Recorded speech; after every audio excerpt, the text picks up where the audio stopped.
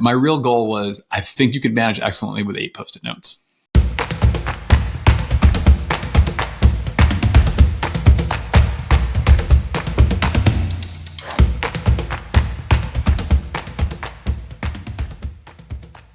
Well, hello, and welcome to another edition of the eCommerce Evolution Podcast. I'm your host, Brett Curry, CEO of OMG Commerce.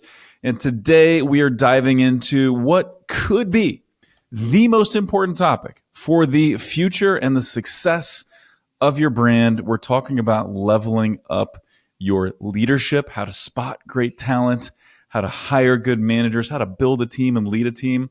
And so we're not going to get into the tactical business growth stuff on how to improve with Google Ads or YouTube Ads or Facebook or things like that. But this will permeate every aspect of your business, impact your growth now.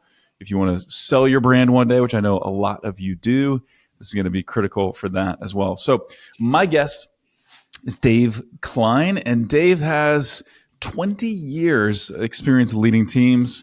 He spent 10 years at Bridgewater. He was at Moody's, so he worked for Ray Dalio's team, at Bridgewater. And I first met Dave at eCommerce Fuel Live, Andrew Udarian's event in New Orleans. We're both speakers there, got to hang out at the speaker dinner, and really just loved his content. It was one of the highlights of that entire trip.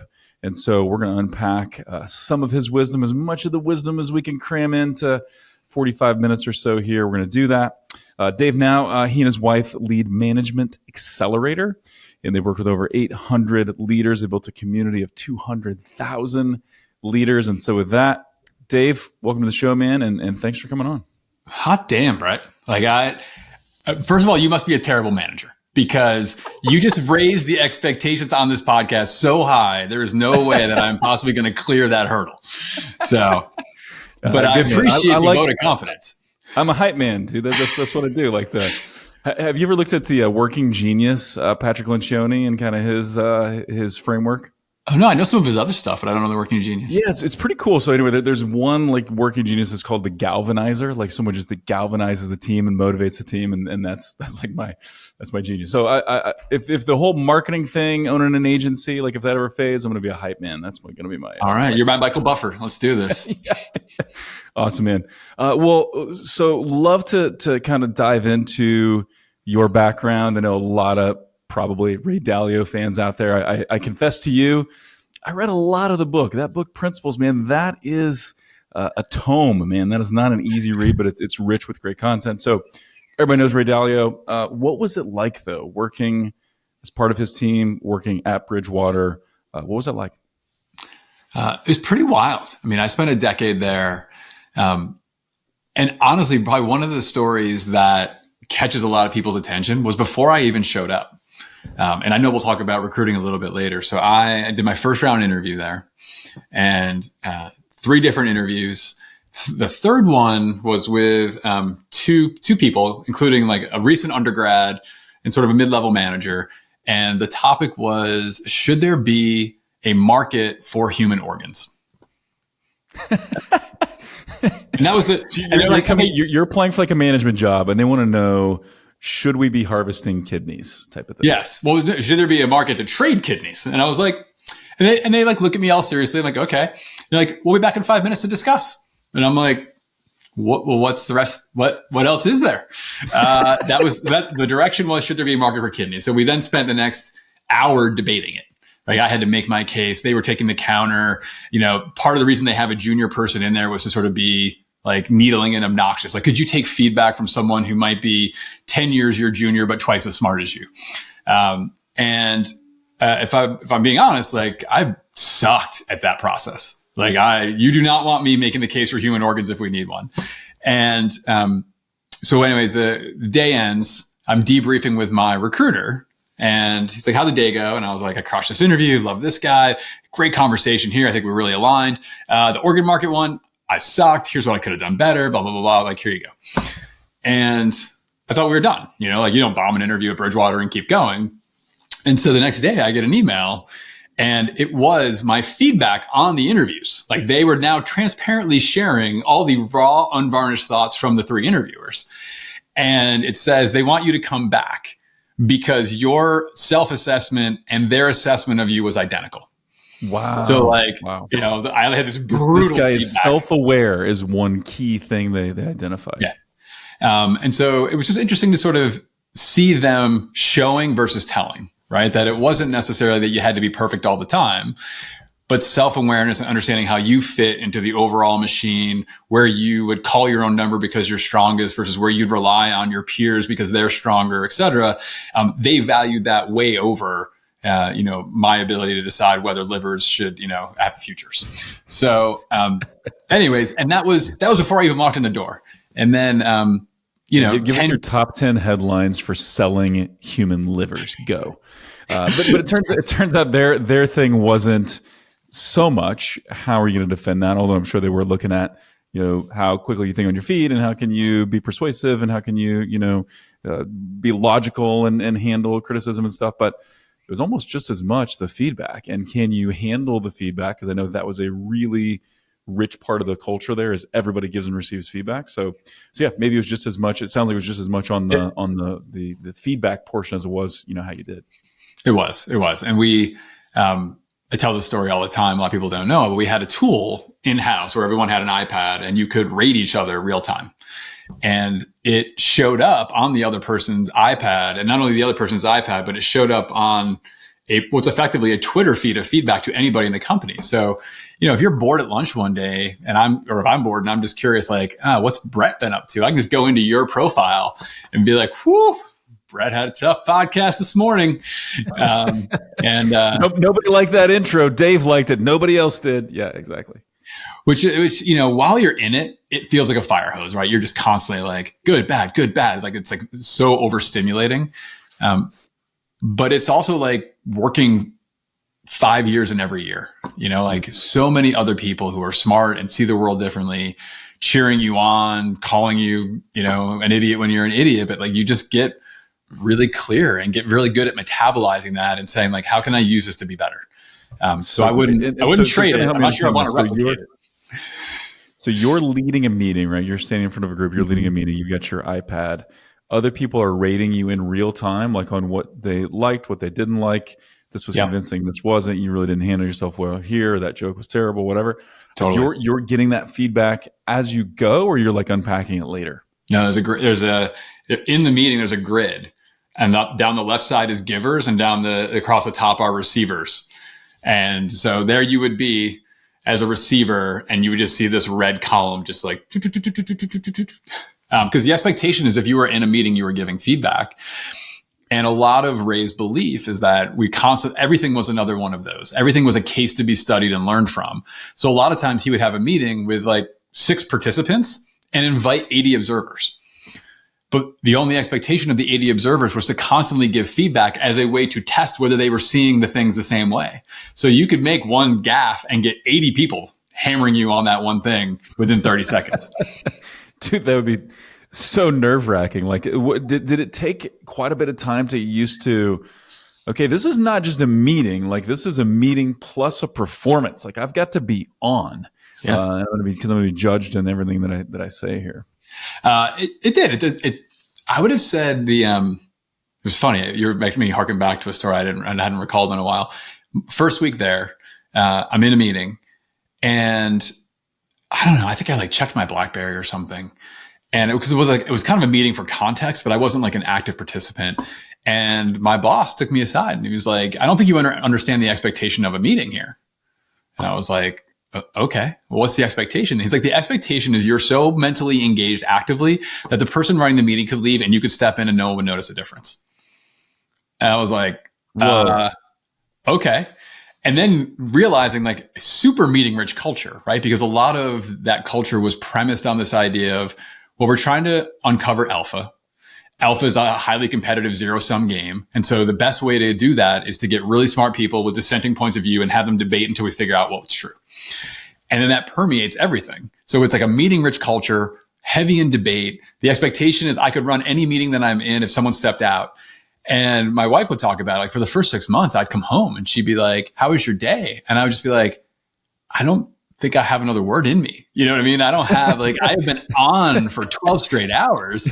I can't think, I can't process. I don't remember my name. Like, we're going to have to talk later. So the good news is by the time this app shows up with all the red dots, like you're already used to playing every meeting as though it's your last. So a little bit performative, but I don't know, just another piece of the puzzle. So interesting. So what of that do you think is applicable to most businesses? Because some of that I think would borderline be unproductive, impossible. There's no borderline, my friend. What translates, what doesn't?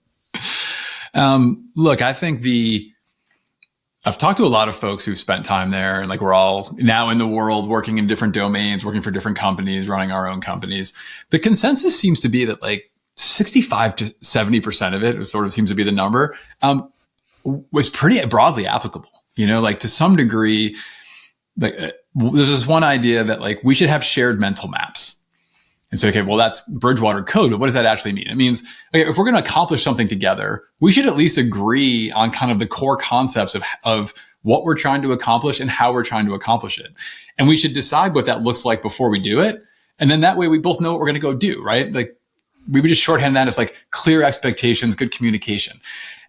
But there was a lot of rigor put into it. There was a language around it. There was value. So I'm that you tell it to most CEOs and they're like, oh, I'd like more of that in my company. I'd like my team to have the shared mental map so they operate together better. So you're like, oh, that's exportable. And then if you ask people well, do you give, feedback was prevalent. Should it be the 11,000 pieces of feedback that I got publicly put inside of every meeting? Probably not. But if you ask again, most CEOs, most executives, on a scale of you guys give way too much feedback to you give way too little, almost everybody's over here. 100%. Yeah. And even in the feedback they give, they have a tendency to sugarcoat it, couch it. Yeah. Hey, let me get the famous sandwich.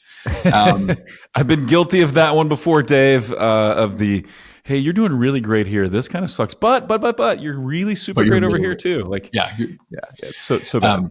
So I think that part is also exportable, right? That if the test, a lot of the leaders we'll work with will say, well, I'm not, I want to be able to give feedback more, but I'm a really empathetic person. I'm a really kind person. I don't want to be seen as mean.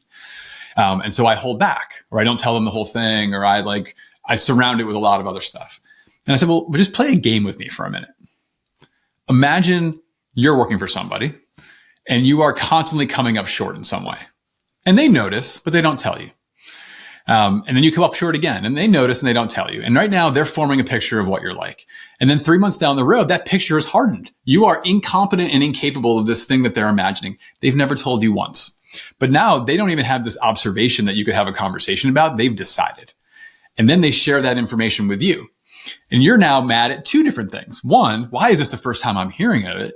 And two, you're the person who's supposed to be most invested in my career after me. And you're not even willing to tell me when I'm screwing up. Does that feel kind? And then everyone's well, no, that's not kind at all. And I'm well, that's what you're doing. So it's so good. It's so good. I love there was a quote from Steve Jobs. I actually heard it in the book Radical Candor, which actually is a funny story that you were just telling me before we hit record, which I want to explore in a second. But there's this quote from Steve Jobs where he was talking to Johnny Ive and the head of design and stuff, and Steve was like, hey, this sucks or whatever. He probably used more colorful language than that. But Johnny, why haven't you told your team? And Johnny's like, well, they're working so hard, they're overwhelmed. I just want to, I'm empathetic or whatever. And Steve said, no, Johnny, you're just vain and you want them to like you. And, which is pretty direct, but I'm that's probably true in a lot of cases. I want people to feel loved and accepted and things like that. But there's also probably an element of that I'm just being vain and I just want to be liked, right? But we have to get past that and say clear is kind and giving feedback is kind. Withholding it is actually the opposite. So it's funny. I thought the quote was going to be different. I thought the quote was going to be, why are you letting them work so hard on something that sucks?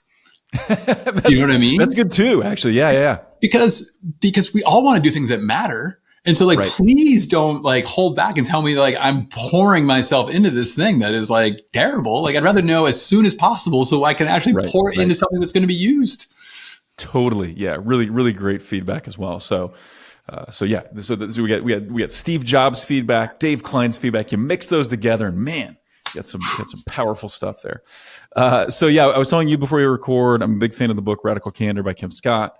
read it multiple times. Our team has gone through it. We've talked about it. Because we tend to be like we're a work culture. We're big. We hire on culture. We talk about culture a lot. We tend to be too nice, I think, as a culture. That probably starts with me. I'm sure it starts with me. We give feedback. We need to give more, and so we kind of gone through some of the trainings and stuff. But I believe you got maybe into a bit of a Twitter feud, or like a back and forth with Kim Scott. So we got to hear this story. We sorted it out. Eventually. I'd have to dig it out. It was a couple of years ago. I wrote a thread when threads were the thing. And it was very much about feedback and very much premised on my time in Bridgewater.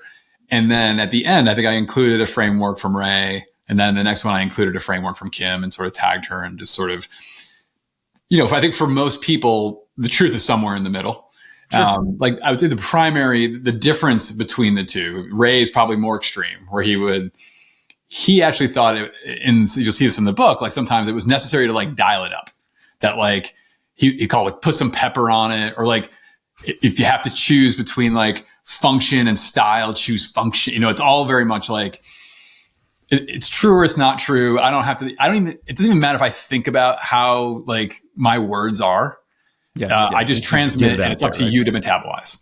Yeah. And I would say like, I didn't really land there, because the thing that always was in my mind, managing teams, even within that organization, is like, it's not about my transmission. It's about their reception, right? Yes. Like the reason I'm giving feedback is because I want them to improve in some way.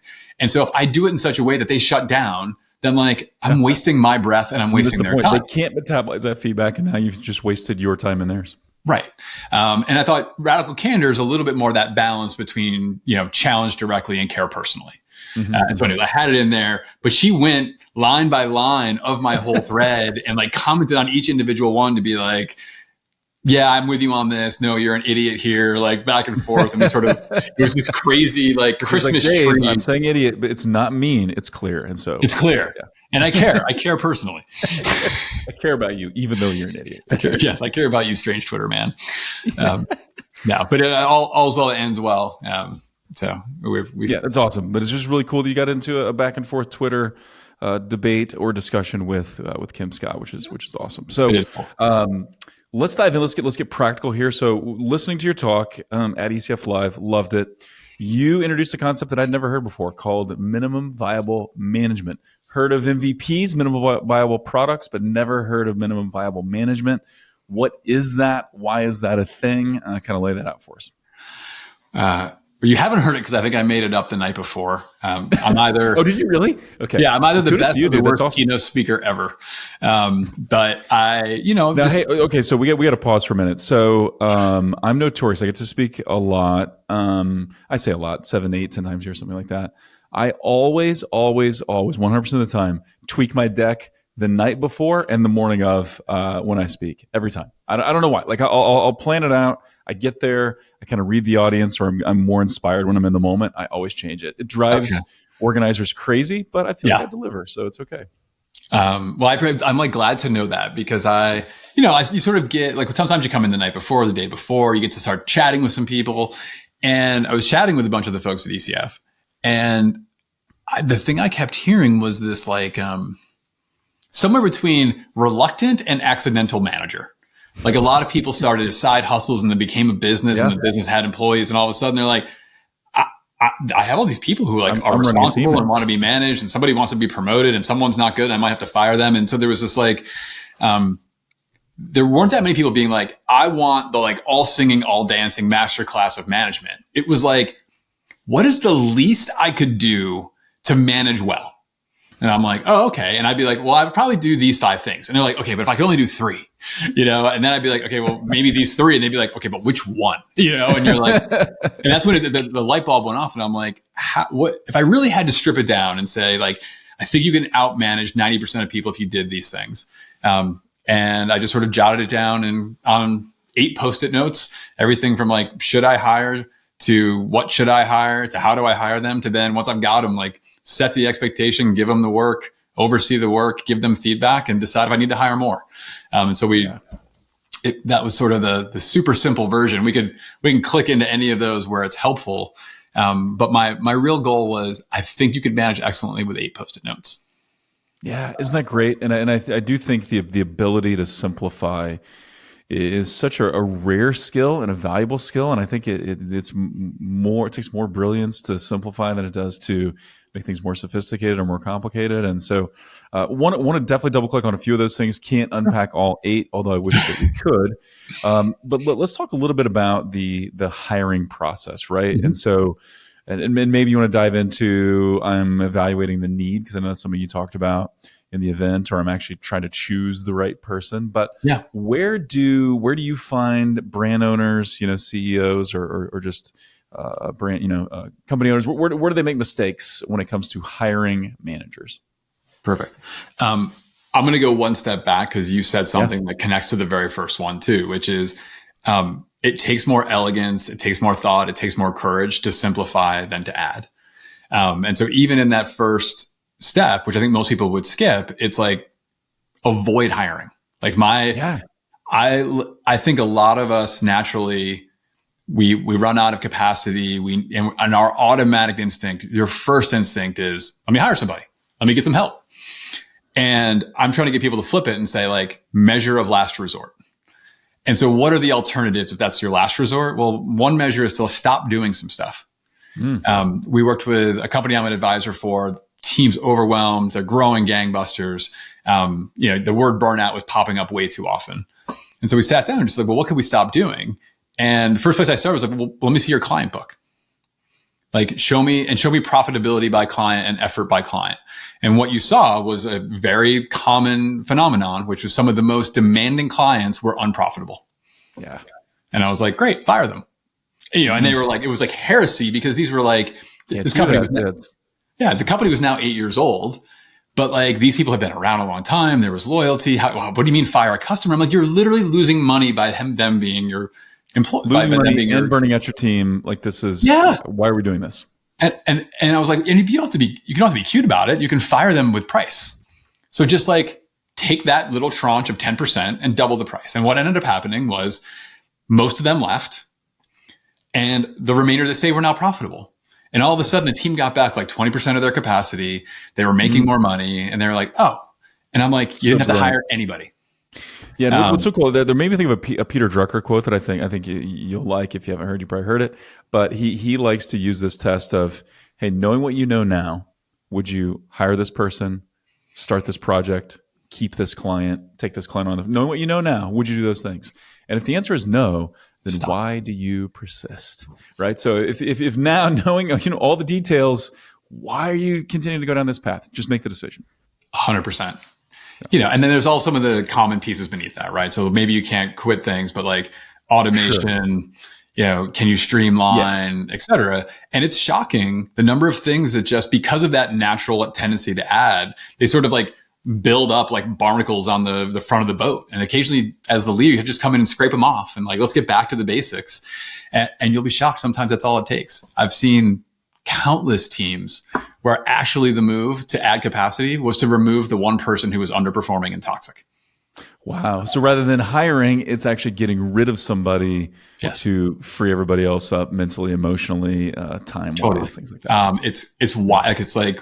It's one of those people when you let them go, the rest of the team is like, what took you so long? Yeah.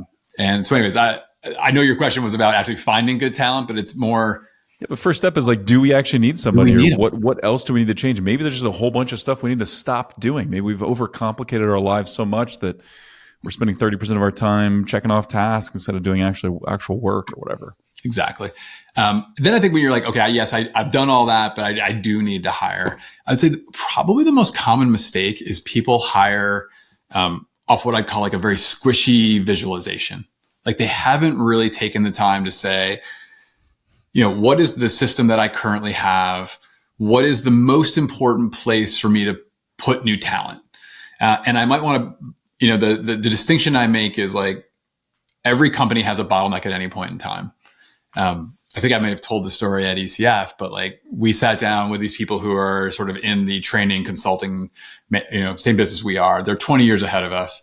And it's over lunch and he's like, what's the plan for the next year? And I was like, we're going to social media and newsletter and courses and programs and coaching and speaking. And he was like, yeah, what if you had to get rid of one of those? And I was like, oh, it's all interconnected. It's a flywheel. It's beautiful. He's like, yeah. But, humor me. It's just lunch. I was like, well, I guess I'd cross this one out. And he's like, well, okay, but if you had to get rid of another one.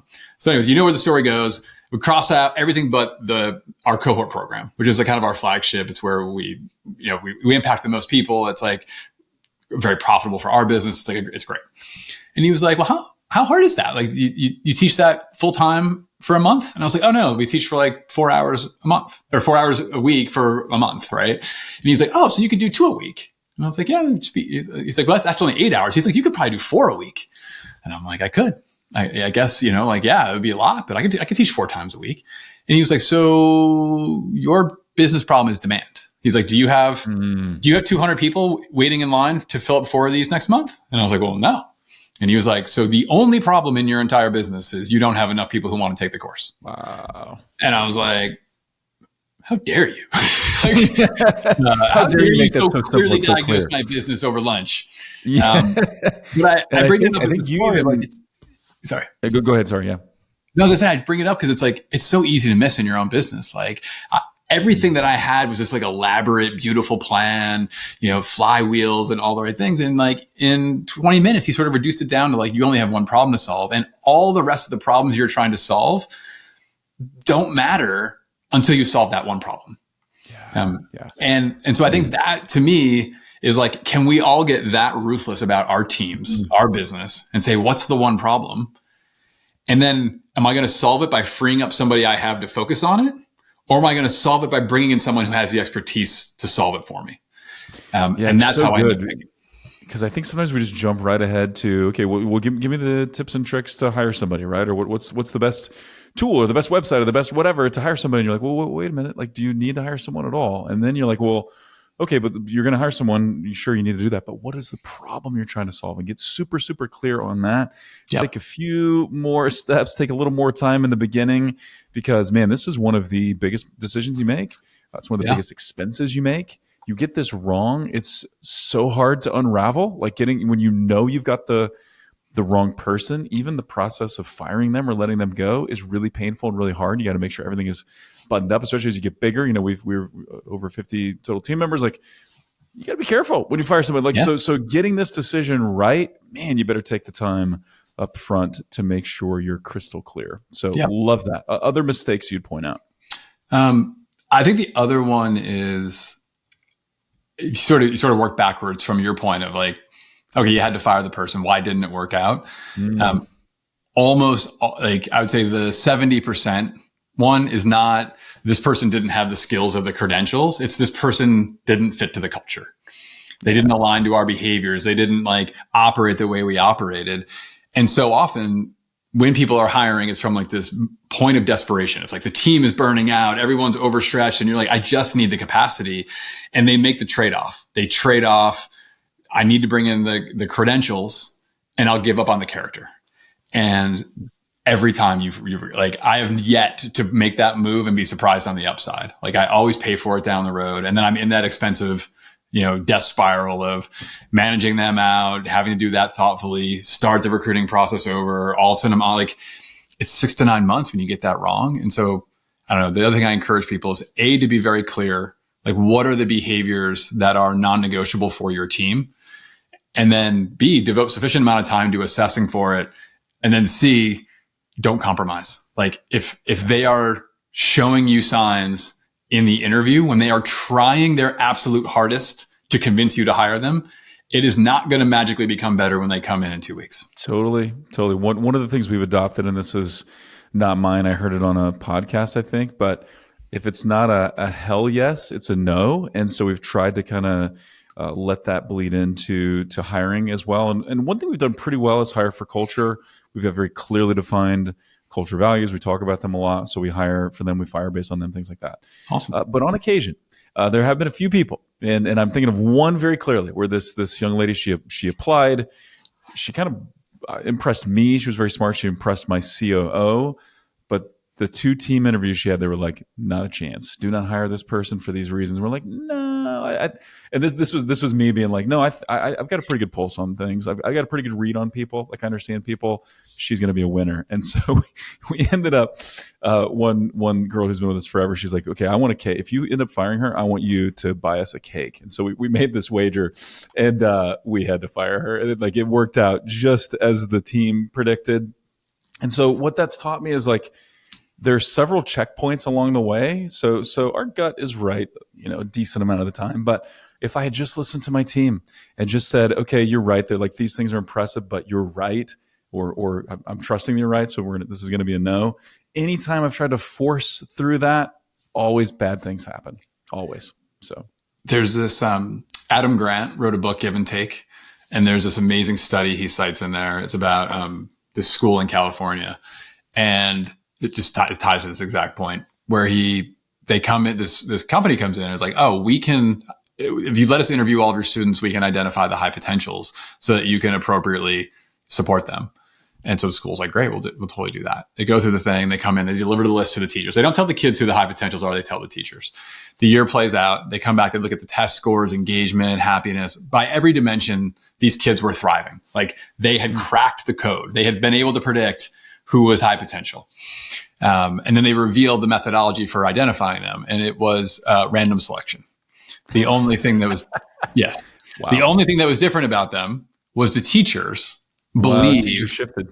The teachers started to assume like, oh, this high potential student didn't get the explanation. It must be me explaining it, not their ability to retain it. And so they gave them the benefit of the doubt. They operated differently, et cetera. And so I share that because in some ways this ties to your team. Right? Like as soon as your team had decided that this was not a high potential hire, like it had basically been decided. Interesting.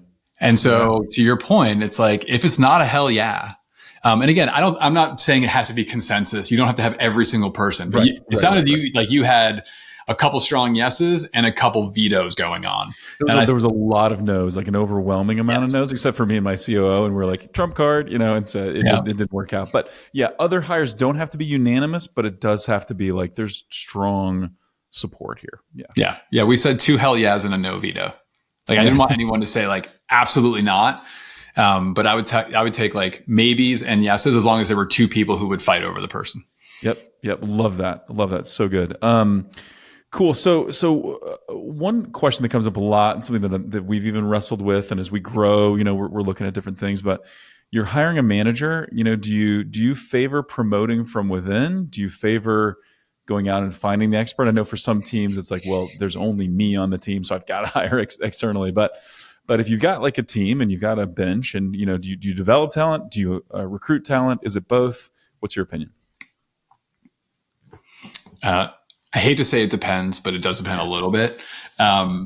If let's call it all things being equal, if I could promote from within, I would promote from within.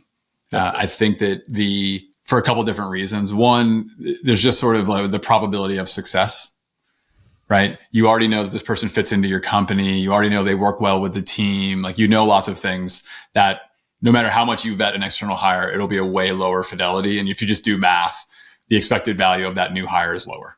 The second thing is I think it just creates, if you want to have a higher performing organization, right? You want to have this belief that I can be rewarded, I can grow, I can thrive. And you could say that all day long, but if you're not showing that, it doesn't matter. And so like I get the benefit of the rest of the team from them seeing that happen. The reason I say it depends a little bit is I think the common mistake is to say, who's my highest performer in whatever function it is, they should become the manager. And they may be a high performer for capabilities that are different than the capabilities of a manager. And a lot of times, if you get those really high performers to be honest, they don't want to manage. Like they've developed a pride of craft in whatever, in software development and graphic design and whatever it is. And we're saying like, take half that time off, succeed only through other people, devote yourself to like their improvement, their growth, and you sort of lay that out. And you just usually see the body language. The people who genuinely want to like lead and manage are like, yeah, I know. And the ones who don't are kind of like, I would endure that for the raise. Yeah. Um, Yeah. Well, it's kind of like, you take the best salesperson, you make them a sales manager, you take the best coder, you put them in charge of the development department. And that often does not work, right? Like the best player doesn't often become the best coach. It's a really unique skill set to lead people and manage people. right. And, something that I see people do more and more is sort of say, well, how can I actually get both? And so you have this expert salesperson and you might say, well, there was something in my instinct of wanting them to be in charge. And it's like, well, maybe it's their approach. Maybe they have really high standards. Maybe they're good at evaluate. Like there's things they're good at teaching, but not good at managing or something like right. that. And so you could say, well, maybe I'm going to promote the manager. And then I'm going to say, hey, manager, this is like your subject matter expert. And I'm going to, I want you to work together. Like you get to have more impact on the team because they're, the subject matter expert gets to have more impact because their approach, their methodology, their evaluation cascades through, and the manager gets to do manager things, people development and development plans and assessments and et cetera. And you can sort of make it where 1 + 1 = 3. And so you don't even have to, I'm seeing more and more companies be a little more agile with how do you combine the capabilities as opposed to like, I've got to be beholden to a title. Yep. Or, okay, this person's going to be the director or they're going to be the manager. So they have to have the entire package. They got to be the smartest. They got to be a teacher. They got to be a manager. Like that's pretty rare, pretty unlikely, I would say. Yeah. One question that I did not prep you with at all, but I know I can tell you're fast on your feet, man. You can handle See what we can do. So this is something we've been talking about a lot, right? How do we have managers in place, leaders in place, but also maintain like a flat culture, right? Because it just seems like as we've grown, as I've watched other companies grow, things can become kind of hierarchical, and then where like people are disconnected, and the person at the very top doesn't hear feedback from the rest of the team. Like, how do you like to structure teams? Any rules of thumb or anecdotes on how do we put managers in place but avoid being this bureaucracy or hierarchy that really slows things down? Well, I guess I will answer, but let me ask one question to clarify. Sure. There's some inherent goodness you're seeing in a current flat hierarchy. What's the goodness you're hoping to retain while adding in a little bit more management? Yeah. So I think the best parts of a flat structure is that ideas come from anywhere, right? And often the best ideas to improve, our Google Ad service, our Amazon service, comes from the people actually doing the work, right? And so how do we make sure those ideas are surfaced and those ideas then are spread throughout the organization, rather than a situation where the manager is expected to come up with a solution or whatever. And so I think that the collaboration and the more ideas coming from all over versus just from leaders. And then what's the badness you're trying to correct by having more managers? Yeah. So just in my experience, and this isn't always OMG, just observations. Sometimes having managers in place slows things down. Like, how can we, I'm trying to think of the saying, but like if you have more marketing people, they want to have assistants, and you have more salespeople, they want to add these layers to the organization, whatever. It seems like as we add managers or leaders, like things become slower. Like the manager's like, hey, my goal here is to create a really well-defined process. Like, well, yeah, but it's also like to get this thing done for the client and then to make this thing work. So I think speed and still like without the wheels coming off the bus, speed. But then how are we still accomplishing our mission and serving clients? So collaboration on the flat piece is what you want to preserve, and I think speed to innovate on the things we want to avoid with the hierarchy. Got it. Super helpful. I just sort of I don't want to just sort of give you the one size fits all. Yeah. I love it. I think this is live coaching, Dave. People are sitting in on a live coaching session. This is awesome. Well, so look, if I'm in your shoes, I think, and you sort of pattern match to companies that have tried to do this. And again, it's like, I don't think that there is any optimization that gets you everything, right? Where like, totally. we have the simplified communication and decision making of a 3-person company while having the structure and organization of a 60-person company. So there's going to be some trade-offs. Totally. I think as people get to this like 50 like right around 50 employees, they feel this need. It's like the founder can no longer touch everybody and really understand each person. Like Ray would talk about at that level is when he like couldn't send gifts at the holidays and know what people wanted anymore. So it's just like very natural. So you need that to be in there. So that people do have like a go-to person who's caring about them, who's like helping their career, who's helping them make sense of the bigger org.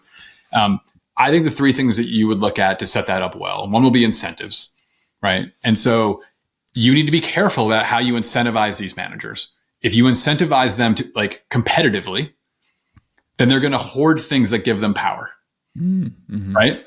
So, and what gives you power in a knowledge business is going to be ideas. So if you want the ideas flowing very flatly, you can't incentivize them to sort of be in a winner take all. You need to incentivize them to like promote ideas and things like that. So I would think about one, like what's the incentives that these new managers have?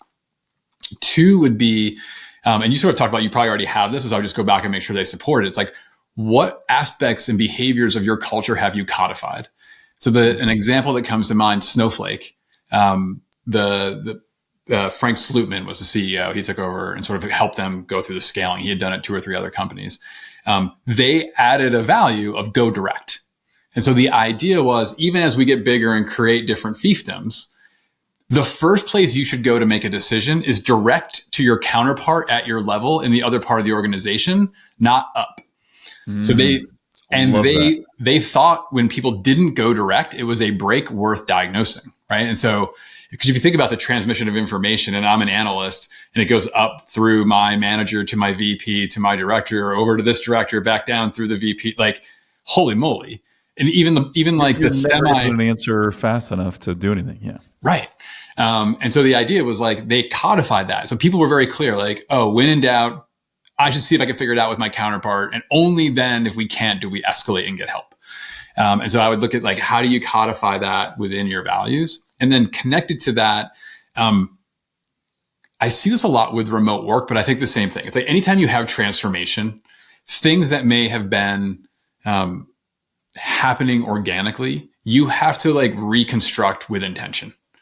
And so like when people went remote, like just take feedback as the example, right? You and I were walking back from a meeting. We're going to grab some lunch. I'm just like, hey, like I thought this part of the thing was great. I think you kind of missed the note on this. It's like super casual and like feedback's flowing and happening.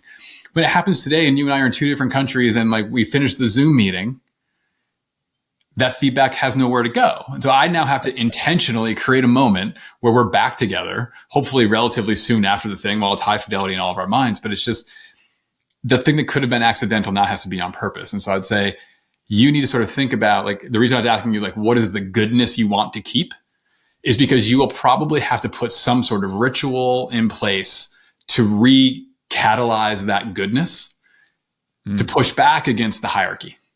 Do you know what I mean? So that could be, so if it's ideas and you're like, I really worry that the best ideas are going to get like tamped down. You're like, we have a ritual where every Friday it's all hands and everyone comes with an idea. There's no hierarchy in that room or whatever. I'm not going to, we're riffing fast, but but I think if you have incentives, you have like it codified in your culture and you have some sort of ritual to like push back, you probably keep most of it. Dude, so good. I am looking at the time and I want to book another hour with you. This has been fantastic. But I do have one question that we'll kind of wrap up with because I know you're up against it. I'm up against it as well. But how do we create clear KPIs, key performance indicators or measurements for our managers and for our teams? Because I do think a lot is tied into that, like being aligned on direction, being able to give and receive good feedback. Like a lot of that ties to KPIs and measurements. And so how do you advise people construct those? For measuring the quality of managers, that could be another hour. Yeah. Let me just throw the biggest question of the day out here as we're nearing the end of our time. Yeah. Well, here's the 2-minute version. I would say, whether you're setting goals using OKRs, whatever else, like there is probably some set of objectives you're going after as a company. I'm not a big believer in like the perfectly cascading OKRs where someone else's key result becomes your objective and it's like perfect, because by the time you get that plan together, it's obsolete. But call it like loosely coupled versions of that, I'm a big fan of. And so if I'm then going to translate that to managers, I'd say mostly I want to measure my managers on the output their teams produce. Like, I don't know, that might be 80%. The other 20% might be the sustainability of the team they run. Do the people feel developed? Do they have good retention? Do they have good velocity, et cetera? Again, you can sort of play with the reality of your org and how you would weight those. But I find when people put too much emphasis on the craft of management, bureaucracy runs rampant. And when you basically say it's only the objectives of the team and I don't care about how you manage, people will cut a lot of corners for near-term gains and you end up eroding the long-term sort of sustainability of the team. So that's 80% output, 20%. How are you managing? How sustainable is the team that you're leading? Yeah, that's brilliant. Well, we will have to do part 2 because I've got a lot more questions. But it's been so good, man. It's been so good and so fun. As people are listening to this and like, dude, I got to get more Dave Klein in my life. I got to connect with this guy. I got to understand, the management accelerator and things like that. How can they connect with you, and what are some of the ways that you help? 3 easy ways. Like we're busy on social. So Decline II on Twitter, Dave Klein on LinkedIn. We have a weekly newsletter called The Management Playbook. It's always under a 4-minute read, super practical. And then we do run our management accelerator publicly 3 times a year. Next one is April 30th. And, otherwise we're in-house running our program at a lot of companies. And so if anyone has questions, we would make it very easy to reach out to us. You can do it on any of those platforms. Love it. And what's the URL one more time for the management accelerator? It's mgmtaccelerator.com. Awesome. I'll link to everything in the show notes as well. But Dave, this was brilliant. Thank you so much. Serious about part 2. We'll have to do that. Any parting words of wisdom? Anything you want to close the show with? Whew, that's even more pressure than the OKR thing. No, look, the last thing I'd say is this: there's all this I can be a good manager, but I can't, but I don't have to be a leader. And those days are gone. Like the expectation, like table stakes now for people who are in manager roles is like, you have to lead. And like you said, leading is just being kind and direct. Leading is being developmental and coaching. Leading is helping people be like better than they maybe themselves even believe they can be. And so I think once we embrace that, then we can start to get good at it. Got to lead in management. Dave Klein, ladies and gentlemen. Dave, you nailed it. Thank you so much. And Brett, thanks for having me. Doing this again. And as always, thank you for tuning in. We'd love to hear from you. Give us that feedback. Give us that clear, candid, no holds barred, Ray Dalio style feedback. Maybe do that privately, not publicly, if you got anything that you don't like about what we're doing here. But in all seriousness, do want the feedback. Love this community. Thank you for tuning in. And with that, until next time, thank you for listening.